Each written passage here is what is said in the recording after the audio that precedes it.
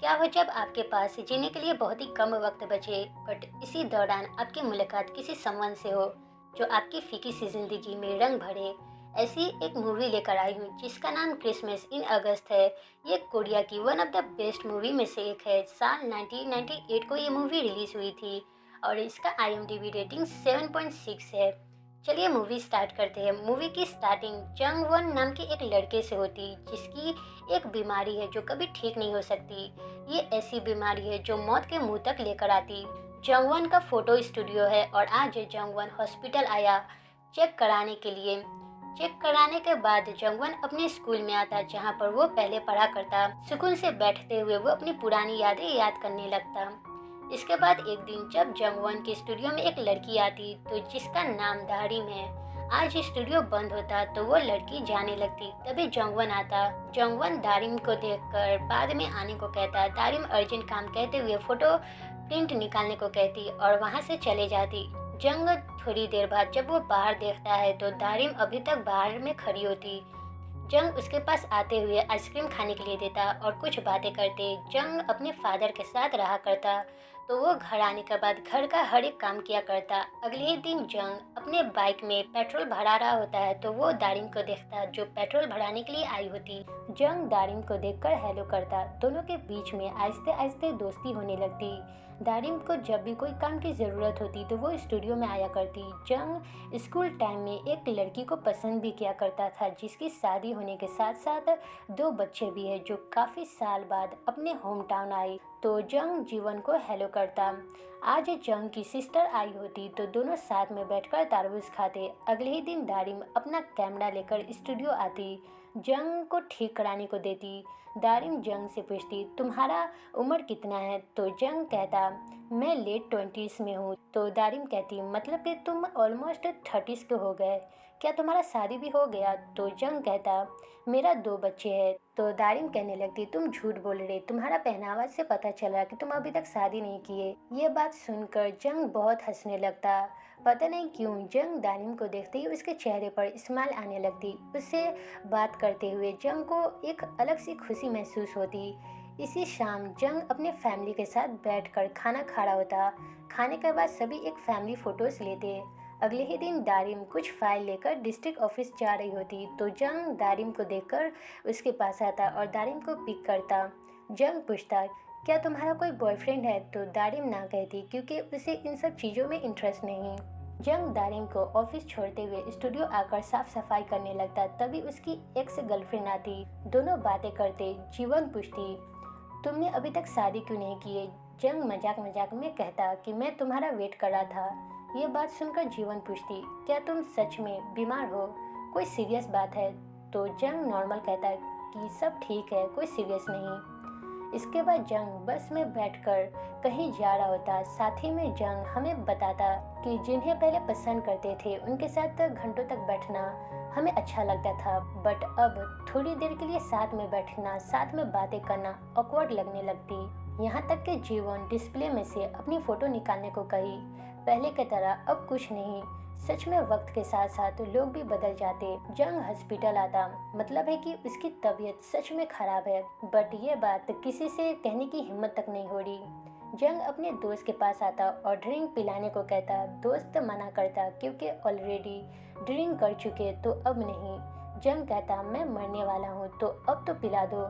ये बात सुनकर दोस्त गुस्से में धक्का देते हुए कहता कि ये क्या बात कर रहे, तुम पागल तो नहीं हो गए? एक ड्रिंक की बात है तो ठीक है मैं दूंगा बट इस तरह की मजाक मत करो। जंग खुश हो जाता कि उसे अपने दोस्त के साथ कुछ और वक्त मिलेगा। बैकग्राउंड से जंग कहता कि फाइनली मैं सच को मजाक उड़ाने लग गया। मुझे नहीं पता मेरे पास जीने के लिए कितने वक्त बचे। मैं पहले की तरह कुछ और वक्त अपने दोस्त के साथ हंसी मजाक करते हुए बिताना चाहता, उनके साथ ड्रिंक करना चाहता बट पता नहीं शायद कल ही मर जाऊं। तो जो आज है उसे मैं जीना चाहता। इसके बाद दोनों को हम पुलिस स्टेशन में देखते। ज़्यादा ड्रिंक कर लेने की वजह से पुलिस पकड़ ली होती। यहाँ बहुत ज़्यादा शोर हो रही होती जिसे सुनकर जंग अपने आपा खोने लगता। वो सबको चुप होने को कहता। इतना पैनिक्ड होने लगता कि वो अपनी सारी दबी हुई इमोशन को बाहर लाने लगता। वो बहुत रोता। अगली ही सुबह जंग के पास दोस्त का कॉल आता और कल रात के बारे में पूछता तो जंग कहता मुझे कुछ भी याद नहीं। तो मुझे अभी सोने दो। इसके बाद जंग और दारिम की नज़दीकियाँ बढ़ते हुए हम देखते, दोनों बाहर मिलते, खाते पीते, दोनों काफ़ी टाइम एक साथ गुजारते।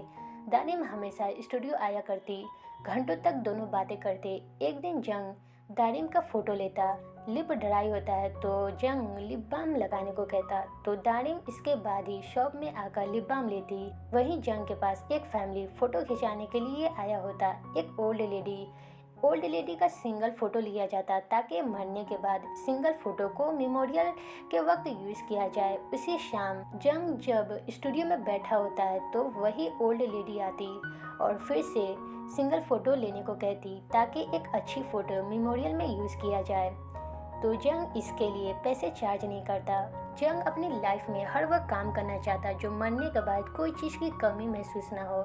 मरने से पहले खुशी की ज़िंदगी जीना चाहता, अपने फैमिली के साथ रहना चाहता, दोस्तों के साथ साथ ट्रिप पर जाना चाहता, खाना बनाकर एक साथ खाना चाहता। वो सब काम करता, वो सब काम जो खुशी दे। दोस्तों के साथ यादगार फ़ोटो लेना, फादर को रिमोट कैसे चलाया जाए वो सिखाना। बट फादर को अच्छे से समझ में नहीं आ रही होती है तो जंग फादर के लिए नोट लिखता, हर वक्त काम कैसे किया जाता वो सब के बारे में लिखता, कैसे स्टूडियो का मशीन चलाया जाता उन सब का नोट बनाता, रिमोट से कैसे टीवी को कंट्रोल किया जाता उन सब के बारे में लिखता। जंग दारिम से भी मिलता, दोनों स्टूडियो में ड्रिंक करते, यहीं पर दोनों अम्यूजमेंट पार्क जाने का डिसाइड करते, दोनों साथ में राइड करते। इसके बाद दारिम जंग के स्कूल आती, वहाँ पर दोनों रेस लगाते। जंग बहुत जल्दी थक जाता क्योंकि वो बीमार है तो वो ज़्यादा दूर तक दौड़ नहीं पाता। दोनों की आहिस्ते आहिस्ते नज़दीकियाँ बढ़ने लगती। अब पूरी तरह से दोनों एक दूसरे को पसंद करने लगी। रात को जब दोनों घर वापस जा रही होती है तो जंग अपनी पुरानी दिन की बातें दारिम को बताता। जब जंग मिलिट्री में था उस वक्त का स्टोरी सुनाता। इसी दौरान दारिम जंग का हाथ पकड़ लेती। दोनों साथ में इसी तरह से चलते हुए जंग दारिम को घर तक छोड़ते हुए अपने घर को चले जाता। अगले ही दिन स्टूडियो में आकर सारे मशीन का फोटो लेते हुए नोट बनाता, कैसे प्रिंट आउट किया जाता, कैसे किस तरह से चलाया जाता वो सब के बारे में डिटेल लिखता। जंग ये सब जो कुछ कर रहा वो सब अपने फादर के लिए, क्योंकि वो समझ गया कि कहीं ना कहीं जंग ज्यादा दिनों तक जिंदा नहीं रह सकता, तो इसलिए पहले से ही तैयारी करने लगा। अचानक से जंग का तबीयत भी खराब हो जाता, उसे सब बैग पर उठाते हुए हॉस्पिटल लेकर आता। वहीं दारिम जंग के ख्यालों में खोई होती, जंग की हर एक बात उसे पसंद आने लगती, हर वक्त जंग के बारे में सोचा करती। उसे पता चलता नेक्स्ट वीक उसे किसी जगह पर ट्रांसफर होने वाला, तो यही बात बताने के लिए दारिम स्टूडियो आती। स्टूडियो बंद देखकर वो वहीं पर वेट करने लगती। काफी समय जंग का वेट करती बट कोई नहीं आता, वो नहीं आता। इसी तरह से ये कई बार होता। दारिम स्टूडियो आती, स्टूडियो बंद देखकर वेट करने लगती बट जंग का कोई अता पता नहीं रहता। जंग अभी हॉस्पिटल में है, इस बारे में दारिम को अभी कुछ नहीं पता। वो घर आकर जंग के लिए लेटर लिखती और अगले ही दिन लेटर को स्टूडियो के अंदर डाल देती। दारिम काफी ज्यादा जंग को वेट किया करती बट कोई रिस्पॉन्स नहीं आता, तो वो अपना लेटर वापस निकालने लगती बट वो लेटर बाहर नहीं आता। दारिम अपने दोस्तों के साथ क्लब में मौजूद होती है तो इस वक्त भी दारिम जंग के बारे में ही सोचा करती। उसकी आंखों में आंसू आने लगती। दारिम स्टूडियो के पास आते हुए पत्थर उठाकर स्टूडियो का कांच तोड़ देती। इसके अगले ही दिन दारिम का ट्रांसफर हो जाता। कुछ देर बाद जंग का हॉस्पिटल से डिस्चार्ज मिल जाती है तो वो स्टूडियो आता। स्टूडियो का कांच टूटा होता तो वो देखकर अंदर आता, जहाँ पर उसे दारिम का लेटर मिलता। अब उसे पता चल गया कि दारिम जंग का बहुत वेट की बट जंग नहीं आया, तो जंग उसके ऑफिस आता, जहाँ पर उसे पता चलता कि दारिम का ट्रांसफ़र हो गया। तो जंग दारिम का एड्रेस पता करते हुए उस जगह पर आता, जहाँ पर जंग दारिम को देखता। दारिम अपना काम में बिजी होती, उसकी लाइफ नॉर्मल चल रही होती। जंग दारिम से ना मिलते हुए वापस चले जाता, क्योंकि वो समझ गया दारिम को इसी तरह से बाय कर देना ही समझदारी है, उसके लिए भी और अपने लिए भी। यहीं से जंग स्टूडियो वापस आकर रखा हुआ एक एल्बम निकालता जिसमें जंग की पुरानी फोटो मौजूद होती। जंग फोटो देखते हुए अपनी जिंदगी की कुछ खास पल याद करने लगता। जंग उस बुरी औरत की तरह अपने लिए मरने के बाद वाला फोटो लेता, जो जंग का आखिरी फोटो जिसने खुद लिया। इसी फोटो को जंग के फ्यूनरल के दिन यूज किया जाता, जिसका मतलब है कि जंग अब इस दुनिया को छोड़कर जा चुका। जंग चाहता था कि उसके फादर अच्छे से जिंदगी गुजारे, स्टूडियो संभाले। यही होता, उसके फादर को स्टूडियो से निकलते हुए हम देखते। फादर चले जाता है तो वहाँ पर दारिम आती। जो स्टूडियो के डिस्प्ले में दारिम अपना फ़ोटो देखती। दारिम अपना फ़ोटो देखकर उसे काफ़ी खुशी मिलती और वो भी वहाँ से चले जाती। जंग दारिम के लिए एक लेटर लिखा था जो वो दारिम को कभी नहीं दिया। जंग लिखा था कि प्यार का फीलिंग कभी न कभी फेड हो जाता, ठीक उसी तरह से जैसे कि पुरानी फ़ोटो फेड हो जाती, उसी तरह से फीलिंग भी सेम तरह का नहीं होता। बट मेरा फीलिंग तुम्हारे लिए हमेशा मेरे साथ जिंदा रहेगा। जिस तरह से तुम मेरे आखिरी वक्त में थी, उसी तरह से तुम्हारे लिए मेरा फीलिंग मेरे मरने के वक्त भी सेम तरह का रहने वाला। लास्ट में जंग का स्टूडियो दिखाया जाता जहाँ पर लोग आते जाते रहते, रोजमर्रा की जिंदगी चालू रहती, बट जंग उस जगह पर मौजूद नहीं होता और यहीं पर ये मूवी खत्म होती। ये कहानी हमें ये सिखाती है कि जिंदगी में होने वाली हर वह एक चीज, जो अच्छा हो या बुरा, हमें एक्सेप्ट करते हुए जीना चाहिए। जंग जिसको पता चला कि वो मरने वाला है, तो मरने के दुख में ना रहकर खुशी से जीना समझदारी समझा, नॉर्मल लोगों की तरह नॉर्मल तरीके से जिया। वो मरने से पहले अपने फादर को हर वह काम सिखाया जो उनके साथ दे। दारिम को अकेला छोड़ा क्योंकि दारिम के लिए यही सही था। जंग अपनी लाइफ में हर वो काम किया जो सही था, जो करना था वो किया। ये मूवी की यही खासियत यानी कि सिंपलिसिटी है, जिसमें नॉर्मल तरीके से सब दिखाया गया। इसलिए लोग इस मूवी को बहुत ज़्यादा पसंद किया करते। इस दुनिया में जितने भी लोग हैं, हर कोई मुसाफिर है, हर किसी को एक न एक दिन मरना है, तो मरने के दुख में क्यों रोए।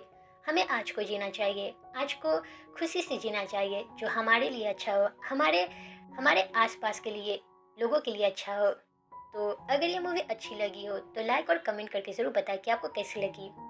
और चैनल पर नए हो तो सब्सक्राइब ज़रूर कर दें और बेल आइकन को ज़रूर प्रेस करें, जिससे मेरी हर एक अपडेट आपको पता चलती रहे। तो मिलते हैं नेक्स्ट मूवी में जो जल्दी आएगा। तो थैंक्स फॉर वॉचिंग।